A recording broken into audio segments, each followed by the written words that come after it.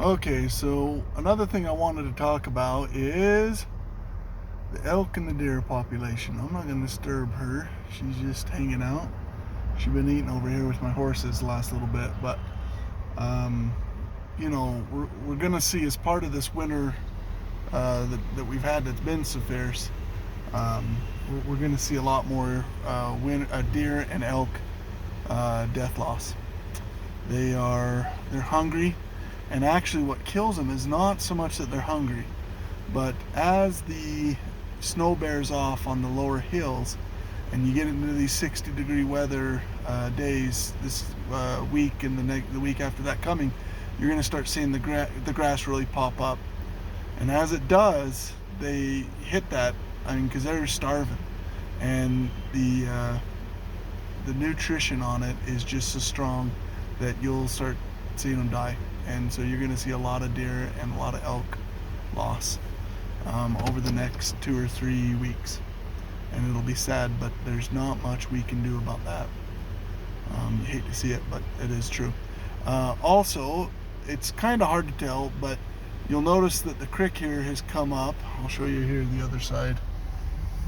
The creek here has come up just a little bit. We're at the end of the day, April 5th still, but your peak time, see, as the day heats up, the water melts off of the snow, and so your peak time is actually after the sun sets, which is very problematic, particularly once you get to the point of flooding, because if your house or property is in a flood zone, typically, you think, oh, it's not going to be bad, it's not flooding when the sun goes down, and then all of a sudden you get to 8 o'clock at night, 10 o'clock at night, and the water levels rise. So if you've got neighbors or family members that are in flood areas, those are the times towards evening that you're going to want to pay attention to them and check on them and make sure everything's fine.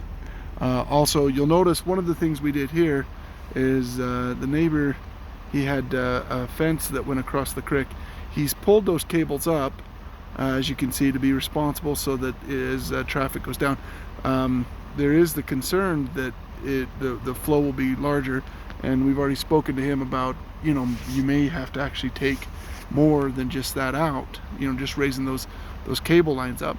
If you have fences or property that's adjacent to rivers and streams, you're going to want to pay attention to that, because the problem is you get these big cottonwoods, poplars, box elder trees and whatnot that are shallow rooted, and as flooding comes, it easily takes them out. And so then they come down, and if they have anything they can catch on, fences or even abutments or whatnot that can catch them, that's actually what then redirects the water even further onto land, onto the shore and over the banks. So you really want to make sure that's clean if you're anywhere near that. But just thought I'd show it. You really can't see it today. I suspect, today was warm, but it wasn't as warm as I think we're going to see throughout the rest of the week and into the weekend and on into next week. So that's really when I think you'll see these rise up. I don't know when I'll do a video again, but I'll try to show that as it increases. But for now, that's it.